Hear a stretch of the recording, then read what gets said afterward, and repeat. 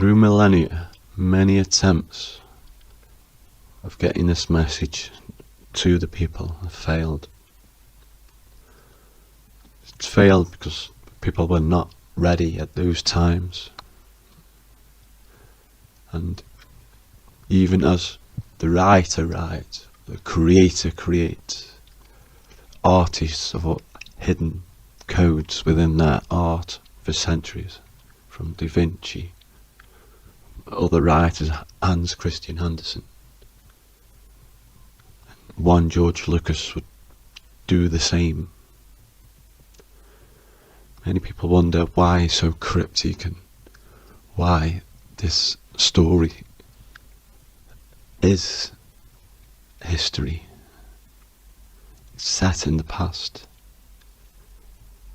Although people think it's just a mythological work of Joseph Campbell of the journey. These are the words of someone who cannot just spit out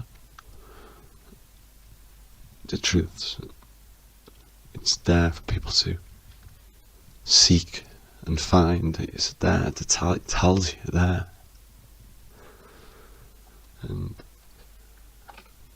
with the loss of it to the enemy, I would say there would be no more messages, or the messages in it will no longer be effective in any way, and that is why so many are disillusioned with it.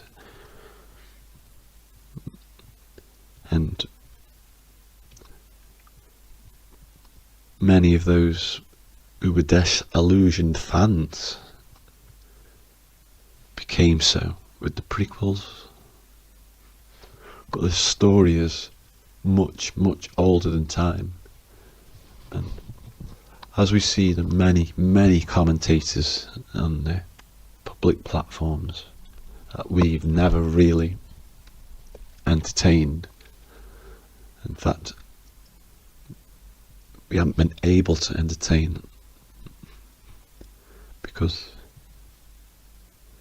the history that you know, the history that you were taught,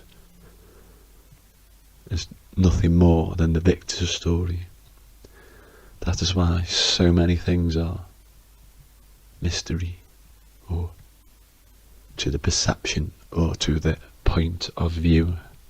We're all different, but we all also have a dark side and a tendency to manipulate. Osiris says the best approach is one of supreme acceptance. He quotes in saying that your goal is not to judge people and to change them, but to take them for whom they really are. A few good tips in the book are: synclaronies, too big praises or too much friendliness upon first meeting are signs of envy and you should be guarded. To avoid envy, ask for advice. Self-deprecate, show some weakness. Quality in the world and America. Let's start with some scary statistics. Here, wealth refers to a cumulative total of a household's financial and real assets, but doesn't include debt. Statistics from the 2018 Global Wealth Report by Credit Suisse indicate that 1% of the world's wealthiest own 45% of the world's wealth. The people in the 1% have estimated assets of more than $1 million. Adults whose wealth is cumulative to less than $10,000 hold only 2% of the world's wealth.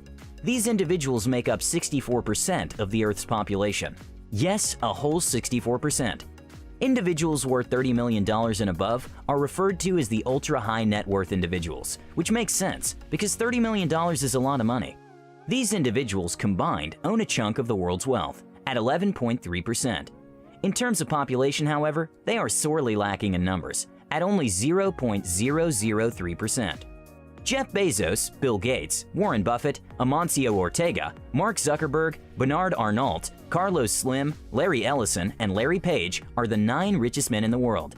Their combined wealth, according to Forbes in January 2018, was $687.6 billion. This figure is equivalent to the total wealth of, get this, 4 billion of the poorest people in the world. This is to mean, in terms of wealth, if you put these 9 gentlemen on one side of the scale, or seesaw if you prefer, you would need a good 4 billion of the world's poorest on the other side in order to balance it out. These figures represent the staggering wealth inequality between the rich and the poor in the world at large. But what is more worrying is that these numbers keep growing each year. The House of Commons in the UK estimated that by 2030, 1% of the wealthiest people in the world will own 2/3 of the world's wealth. Is there a way to rein this in? These figures are actually concerning, and eventually they would lead to a poorer world. What are the reasons for this inequality? What are the steps that can be taken to solve this problem? Closer home. America makes quite a significant portion of the world's richest, and it is therefore no surprise that the wealth inequality here would be just as alarming. In 1982, the richest man on the Forbes 400 richest in America was worth a paltry $2 billion. In 2018, to make it to the Forbes 400, you had to be worth at least $2.1 billion. The richest man in America, who is the richest man in the world, is worth over $100 billion. Say hello to Jeff Bezos, the Amazon co-founder. Now, let us move to households. In the first quarter of 2017, the total net worth of U.S. households together with nonprofit organizations was $94.7 trillion.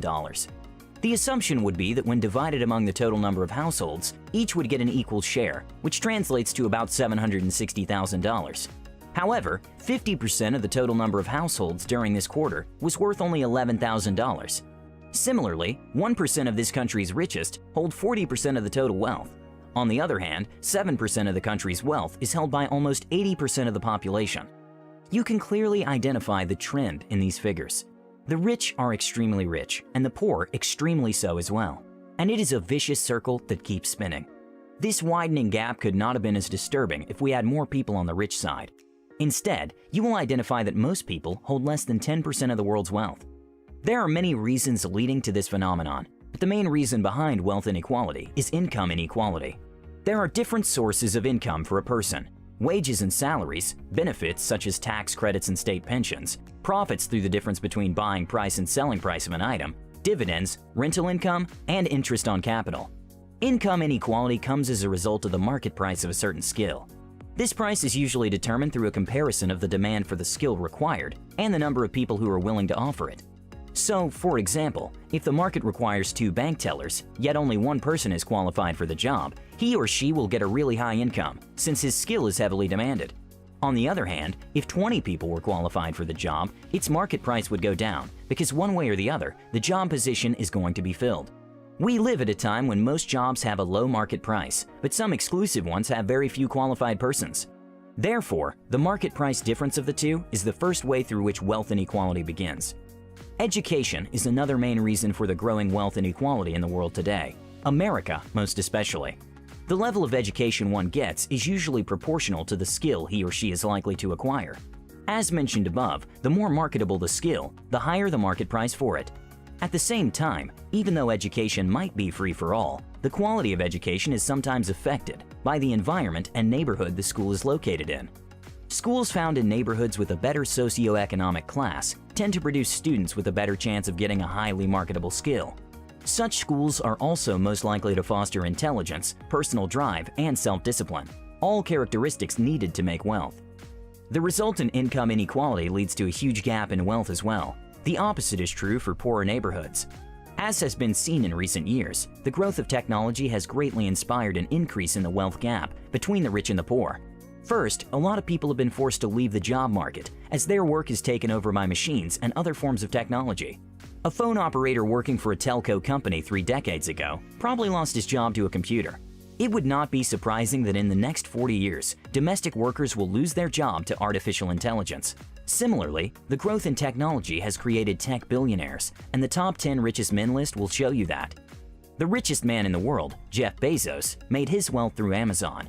Following him closely is Bill Gates, yet another man who made his fortune through Microsoft, which is a technological invention. These rich personalities are increasingly rich, as they offer a service most cannot find anywhere else. The richer they get, and as manual workers lose their jobs to technology, the wider the gap between the extremely rich and the extremely poor gets. Another factor that increases this gap between the rich and poor is the tax systems in place. The tax code in most countries in the world is also unfair to the poor and can be easily manipulated by the rich. In the UK, over 10 million words are used in the tax code. Do you think these words are to help the poor by ensuring that they keep more of their money, or to help the rich and their corporations evade taxes? It's definitely debatable. The wealth gap between the poor and the rich is huge. It is caused by quite a number of factors, some beyond our control, some not so much. The best way to deal with this inequality is through investing in people. This means ensuring an equal and quality standard of education for every citizen and providing employment training that goes beyond what is taught in class. Warren Buffett did not become the third richest man in the world by applying just what he learned in class. He went over and beyond in order to get the insight he needed to make the investments that made him as wealthy as he is today. When education for all is at par, a standard minimum value is set, and from there, we can now fight wealth inequality plaguing the world.